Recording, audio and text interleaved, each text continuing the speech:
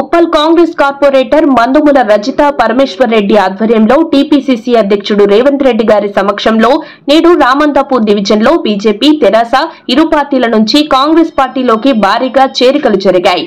PCC chief Revanth Reddy సమక్షంలో ఉప్పల్ నియోజకవర్గం ఏ black అధ్యక్షుడు మందముల పరమేశ్వర్ రెడ్డి, టీపీసీసీ ప్రతినిధి తౌఫిక్, ఉప్పల్ యూత్ కాంగ్రెస్ అధ్యక్షులు అరుణ్, డివిజన్ అధ్యక్షులు రఫీక్, సీనియర్ కాంగ్రెస్ నాయకులు తావిడబోయిన గిరిబాబు గారి ఆధ్వర్యంలో బీజేపీ నుంచి కాంగ్రెస్ లోకి పెద్ద సంఖ్యలో చేరడం జరిగింది.